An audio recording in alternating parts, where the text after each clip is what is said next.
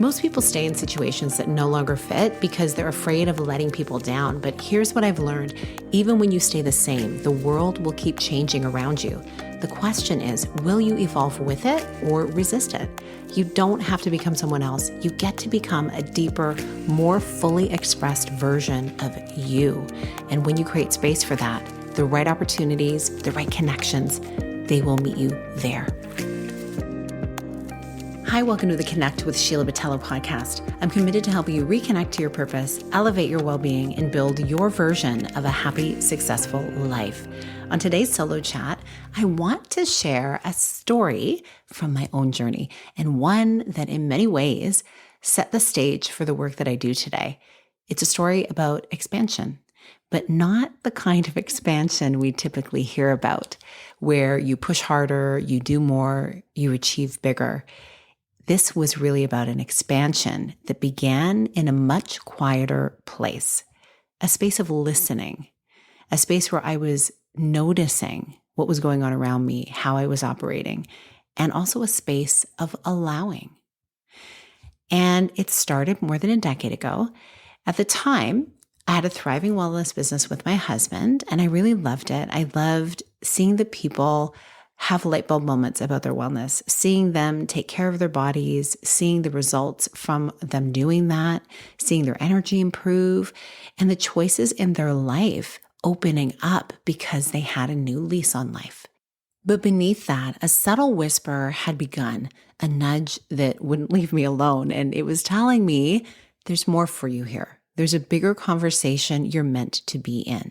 There are people beyond your immediate circles who need to hear this message. And of course, I'd just come through a really tumultuous time with the loss of my sister and also raising my kids through that experience. And so there were a lot of emotions to navigate. And my thought was, okay, is this really something that I need to be following? Or is this just this short season that I'm in of processing everything that I just been through? And yet, as I've experienced so many times in my life, and maybe you can relate, that intuitive whisper started getting louder. The only problem was I was so deeply immersed in my life as it was. I was home educating my kids. I was volunteering with some different organizations and saying yes to almost every request that came my way, filling my calendar to the brim.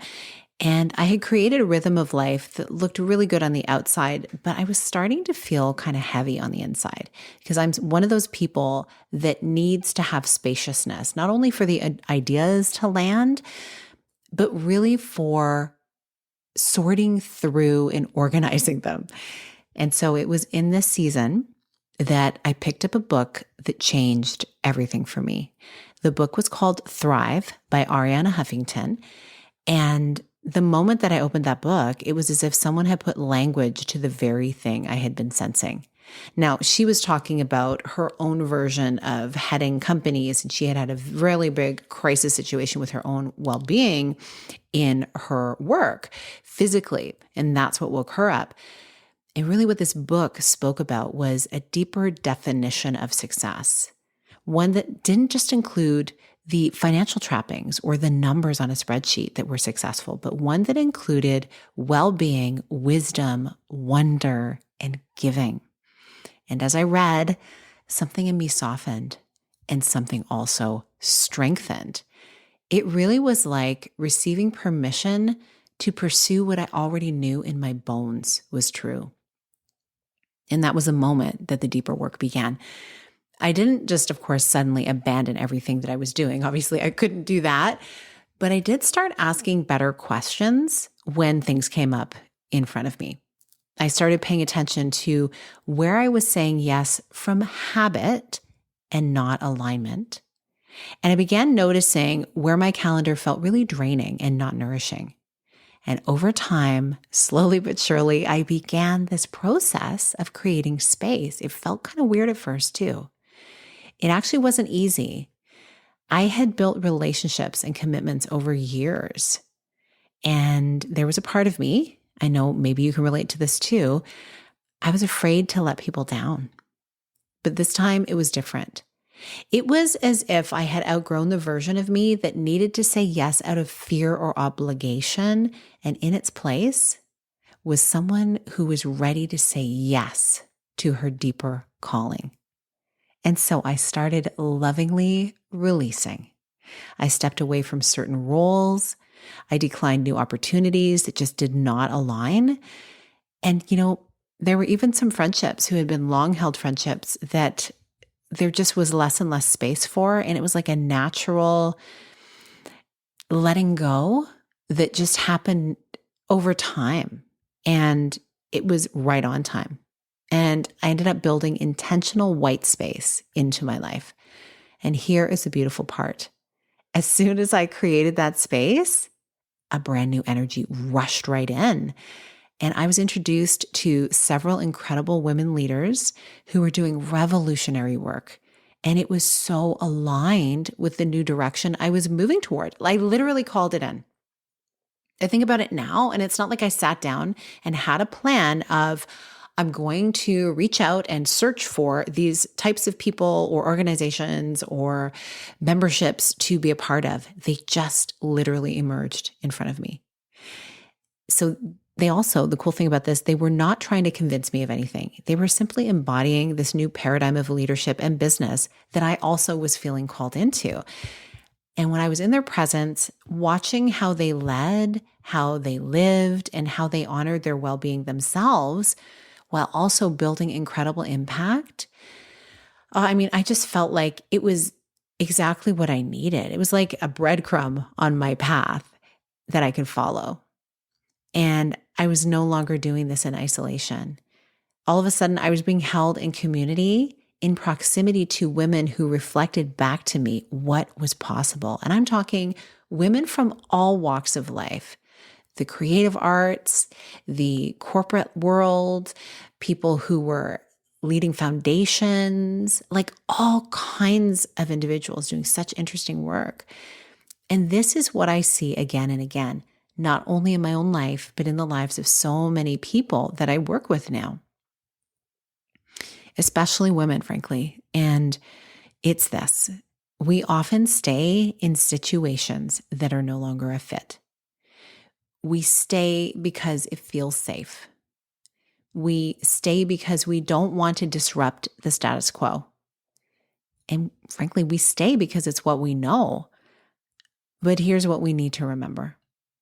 Even if we insist on staying the same, the world will continue to evolve around us. And when we resist our own evolution, we start to create this kind of friction within ourselves. And then obviously it trickles into our businesses and relationships.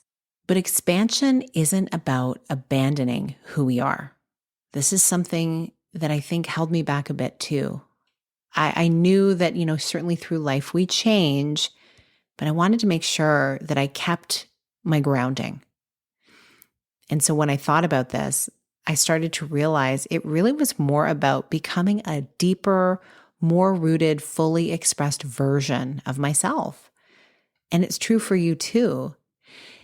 Expansion is really about honoring what we value now and not clinging to past versions of ourselves that no longer fit the life we're being called to lead. So, I want to invite you to ask yourself this question today. Where in your life or business might you be holding on to ways of operating that no longer fit? Where might you be staying out of habit when your intuition is inviting you to expand? And where might you need to create space to make room for what's next? It's not about running away. It truly is about knowing that there's something more for you waiting on the other side of where you are now. And often the feeling of discomfort that you need to step through to get there.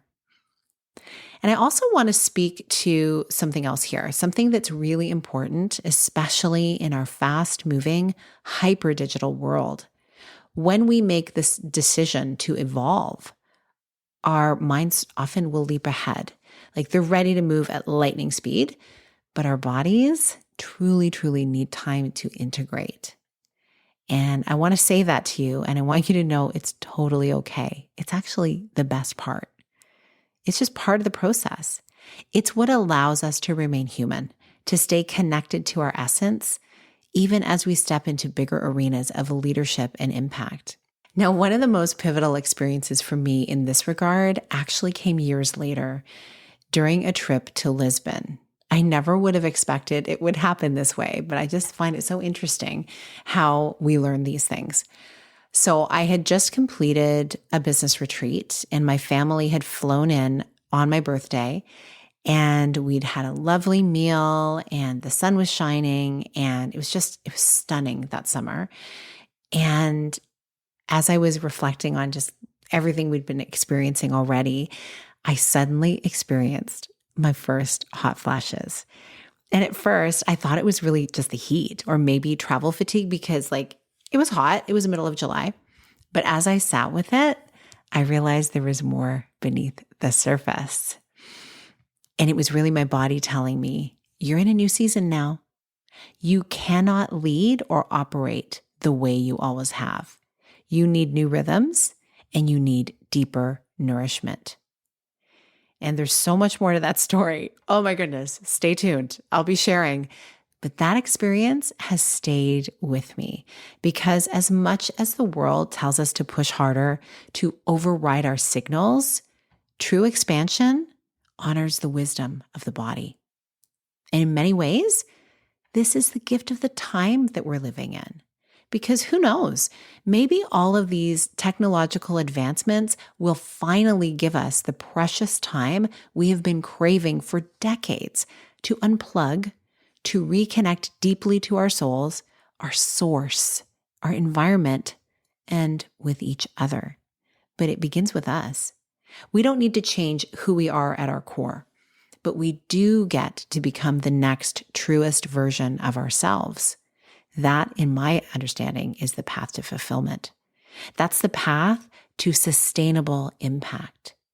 So today, I urge you, listen to the nudges. Create the space. Allow yourself to evolve. And trust that as you do, the right people, the right opportunities, the aligned support that you most need will meet you on that path. I hope this resonates with you today, and I so appreciate you being here listening. I would love to hear how this episode landed for you, so go to the show notes and you'll see a place where it says text me, and I'd love to hear what comes up for you as you're listening.